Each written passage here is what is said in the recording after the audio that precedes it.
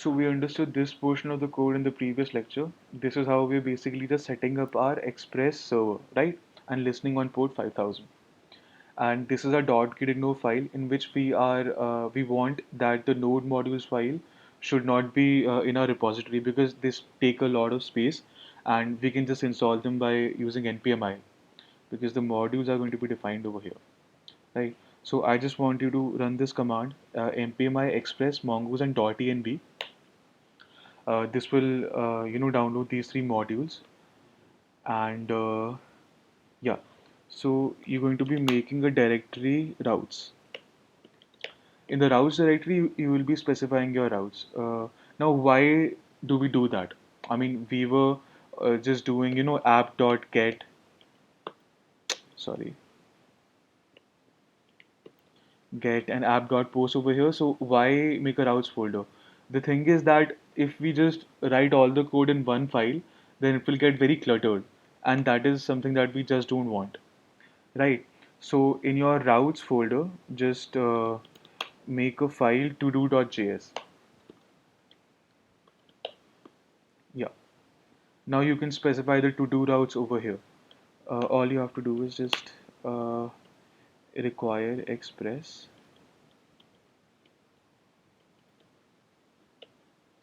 and get the router, and you just have to export it from here. Is equal to router. Yeah. Now you can make all your APIs over here like this. Let's say, for example, router.get slash response.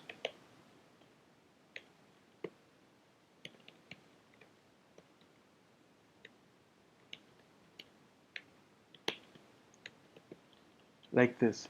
Now you have to use this in this app.js file. So for that, you just do app.use. You specify the endpoint, let's say to do, comma, and then you just require that file from your routes directory. To do dot, yeah, to do. Now if I just run this over nodeman app.js, or yeah, so I'm sorry, yeah.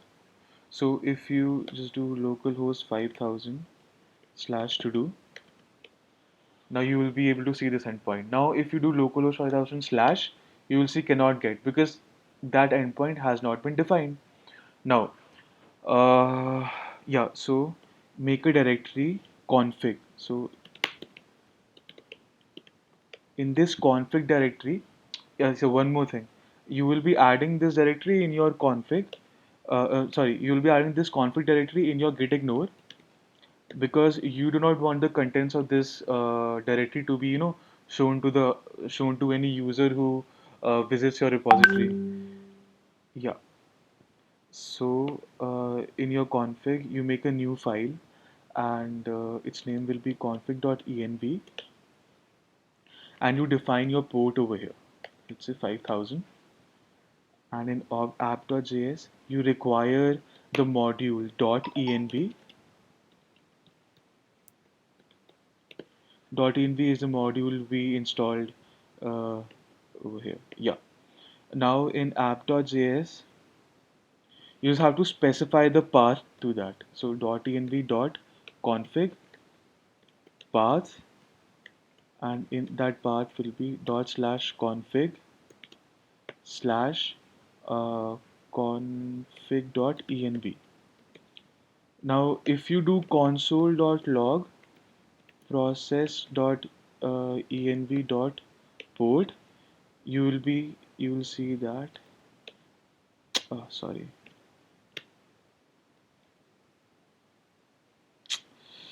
Mm, let me just get out of it. Okay, why am I not able to get out of it? Yeah. So if you do node app.js, you will see this 5000. This is your process.env.port. So you can use the data from this, config.env, and this data will also not be exposed to any user who visits your repository, right? So we're going to just make some slight changes. Uh, is equal to process.env.port or 5000. like this. Yeah. So you have set up your routes folder, and you have set up your config folder. Now you have to connect to Mongoose. So this is npmjs.com. Basically, every module that you want to use, you can search it over here. Now I want to use Mongoose. Right. So earlier we had installed Mongoose. You can see it's over here. And now we want to connect to our database. So either you can have a local database. So in npm.js you will be able to see that they are connecting to a local DB. But we're going to use MongoDB Atlas, right? And you can just set it up, sign up, and make a project and make a cluster like this. You can see a YouTube video for that. That will be very easy. You click on connect. Now you have a DB user over here. So at this point it's Karthik, and my password, let's say it's ABC, right? And I'll add my IP address to this.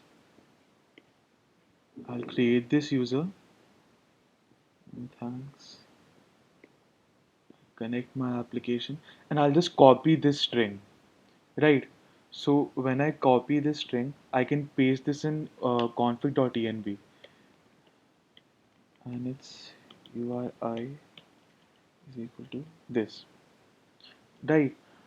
Uh, Now, the thing is that this Mongo URI, this should not be password is ABC. Yeah, this should not be exposed. No one should be able to see except the developer. This So that is why I added config in my git ignore, because if you expose this Mongo URI, then anyone can uh, I mean, this is not safe. This is just not safe. So, and in itself, if you have heard about the Meow attack, MongoDB is in itself not very safe. So you should take every measure to, not expose your Mongo URI. And yeah, so now you want to connect. I'll just make a file over here, db.js, and in my file, I have to write this code, right? So the thing is, I already have written the code. I will just copy paste it. I'll copy and I'll paste. So that's the thing. I mean, when you are done with this, I mean, you can just reuse this code. So you just type this code out right now. Pause the video and type this out, and you can also see this code over here. So that's also all right. And all you have to do is in your app.js, yeah. So this process.env.mongo URI. This is the URI that I specified over here in this, right? So I'll just go to my app.js and I'll require this first. Const, let's say, what was it? Hmm, sorry, config db.js connect db. Yeah, app.js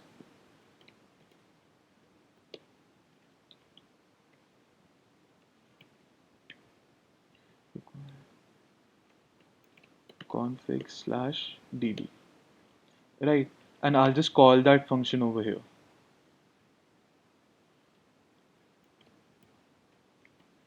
right? And I'll just write a comment. Uh, Connect to database, and I'll just say routes over here. Now, if I run my app.js, we'll just wait for a minute. So the server has been set up on port number 5000, and my MongoDB has also been connected. So I think this is the end of the lecture. I think I was not clear on the MongoDB Atlas part, right? Yeah. So I'll just show you how a cluster is set up. Um, I go to create new cluster.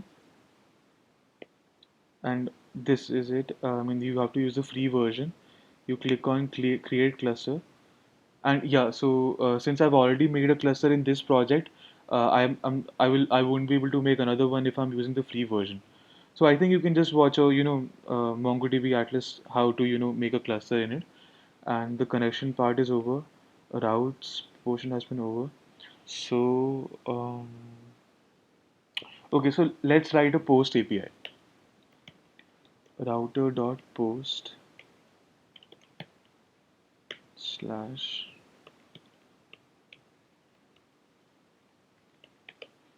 So this has to be asynchronous, right? And over here, I'm going to do try catch. Oh, sorry. And I'll just do response dot status. So there are two types of error, two families of error codes, 400 and 500. 500 means the server side error, and the 400 means client side error. Dot JSON message error. No, not error. Let's say internal server error.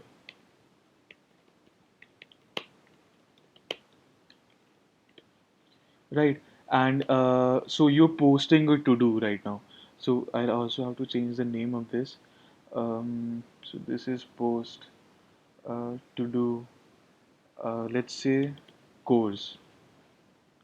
I don't know how it's pronounced, course or chores. I'm not sure. But anyway, so chores, and you just have to do. Okay. Yeah. Okay. I did not make a model. Uh, so if I not did not, I'll have to make a model too. So let me just make a model. Schemas. So this is how you make. So in your schemas directory, you make a file, and what is the name of a schema? Chore.schema .js, right? So how do you make this model? You're just going to Google this. I mean, you can Google this easily, and Mongoose schema, and you will see in the documentation how to make the schema, right? So this is how they're doing it. I'm going to copy the schema that I made earlier. Others, yeah. I'm just going to remove this, and this is my chore schema. Yeah. So about this, one, we are requiring our mongoose model. After that, we are describing our schema, and then we are exporting our model.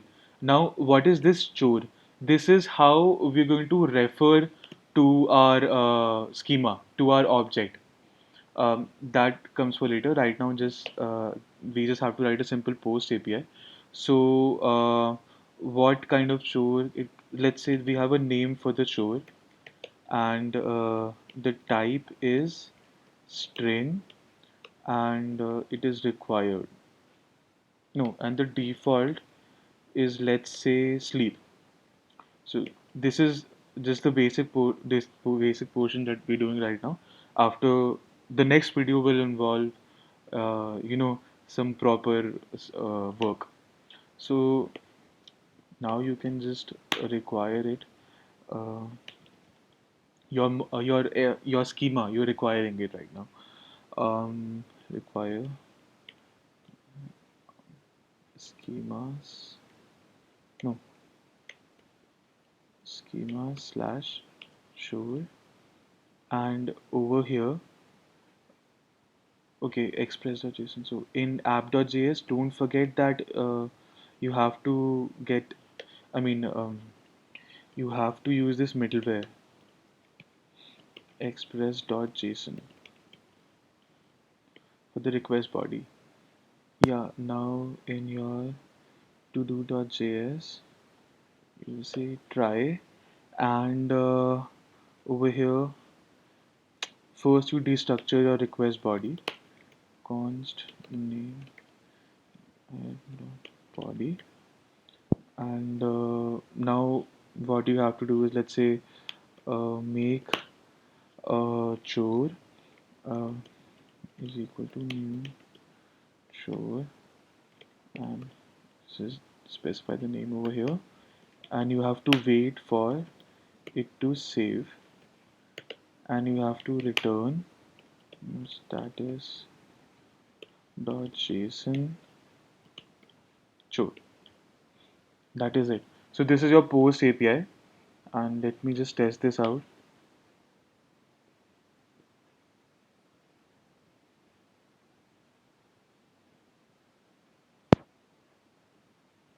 Okay, sorry.